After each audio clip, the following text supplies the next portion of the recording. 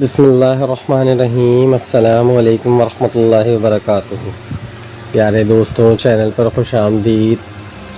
پیارے دوستوں، آج کی ویڈیو میں ہم واقعہ کربلا کے بارے میں آپ سے تذکرہ کریں گے، کچھ باتیں آپ کے گوش گزار کریں گے۔ پیارے دوستوں، محرم الحرام کا مہینہ آتے ہی جا بجا ماتمی تنظیمیں آراستہ ہونے لگتی ہیں اور طرح طرح کی بدعات اور خرافات کا سیلاب امٹ پڑتا ہے۔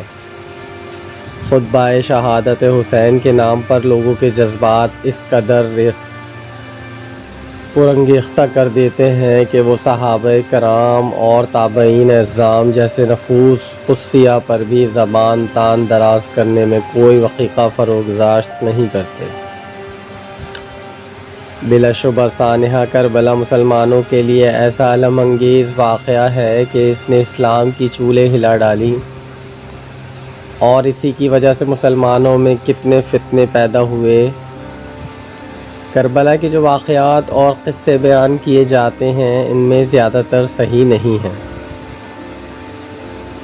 ان کے بیان میں بہت ساری سچائیوں پر پردہ ڈال کر من گھڑت قصوں اور افسانوں کا سہارا لیا گیا ہے۔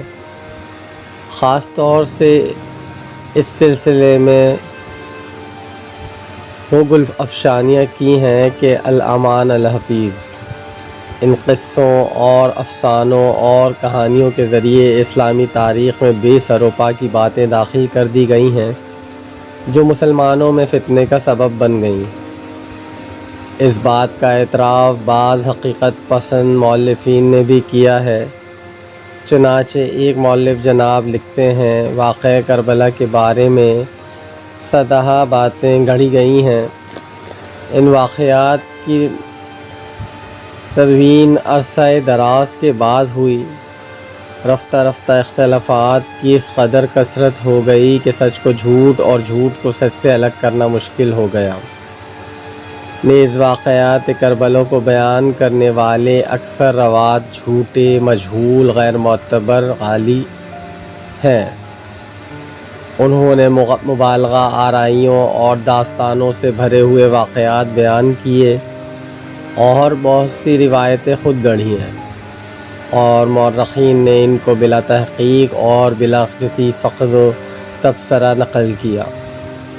یہی وجہ ہے کہ واقعات کربلا کی اصل حقیقت سے مسلمانوں کا ایک بڑا طبقہ ناواقف رہ گیا، اور حضرت حسین رضی اللہ تعالی عنہ اور یزید کے سلسلے میں طرح طرح کی غلط فہمیوں کا شکار ہو گیا۔ واقعات کربلا کے بیان میں تاریخ کی کتابوں میں اتنا تضاد ہے کہ ان میں واقعے کی صحیح نوعیت کو پہچان بڑا مشکل امر ہے، اور کون سی روایات صحیح ہیں اور کون سی غلط ہیں اس کی تمیز کرنا بھی کوئی آسان کام نہیں رہا ہے۔ ویڈیو میں واقعہ کربلا کو اسلامی تاریخ، ائمہ رجال کی کتب اور حقیقت پسند مؤلفین اور اعتدال کے خوگر مورخین اور ائمہ کی تحریروں کی روشنی میں مختصر انداز میں پیش کرنے کی کوشش کی جا رہی ہے۔ واضح ہو کہ ان تحریر میں تاریخ کی وہ روایتیں لینے کی کوشش کی گئی ہے جن پر اکثر مورخین متفق ہیں۔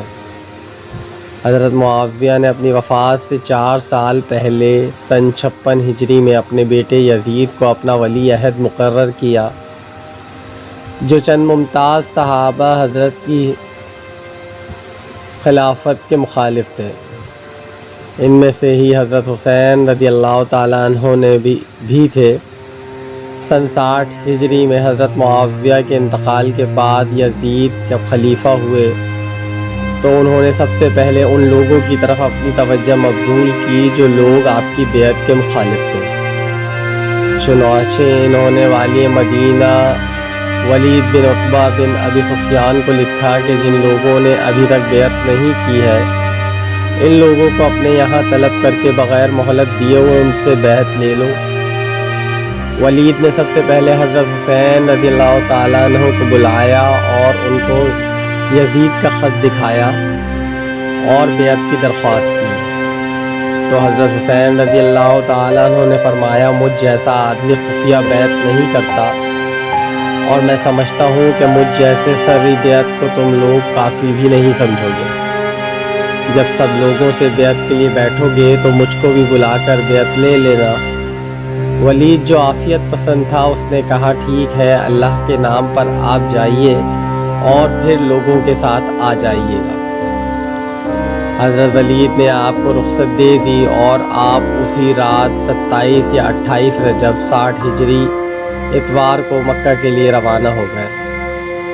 مکے میں حضرت حسین رضی اللہ تعالیٰ عنہ بغیر بیعت کیے تقریباً 4 ماہ سے زیادہ عرصہ رہے۔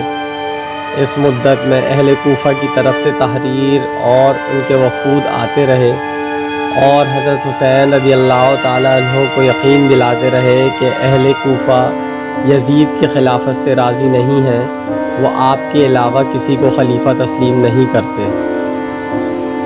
حضرت حسین رضی اللہ تعالیٰ عنہ کے پاس ان کی طلبی کے تقریباً 150 خطوط پہنچ چکے جو نمایاں اور سرکردہ لوگوں کے دستخط کے ساتھ تھے۔ تو انہوں نے جواب میں لکھا کہ تمہارے مقصد سے میں آگاہ ہوا، اپنے بھائی مسلم بن عقیل کو جو میرے معتمد خاص ہیں تمہارے پاس بھیج رہا ہوں تاکہ وہ تمہارے حالات سے مجھے باخبر کریں۔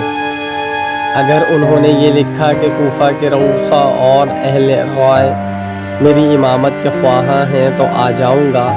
حقیقت یہ ہے کہ امام وہی ہے جو کتاب اللہ پر عمل کرے اور عدل و انصاف پر قائم رہے۔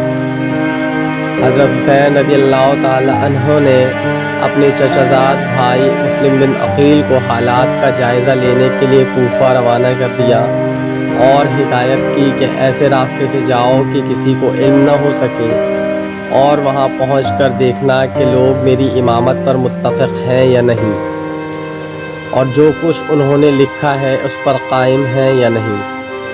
مسلم بن عقیل کوفہ پہنچے اور خفیہ طور سے حضرت حسین رضی اللہ تعالی عنہ کے لیے بیعت لینے لگے۔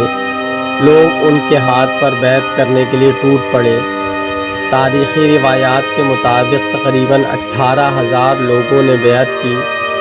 انہوں نے یہ صورتحال دیکھ کر فوراً حضرت حسین رضی اللہ تعالیٰ عنہ کو خط لکھا کہ آپ جتنا جلد ہو سکے تشریف لے آئیں، آپ کے لیے زمین بالکل ہموار ہے۔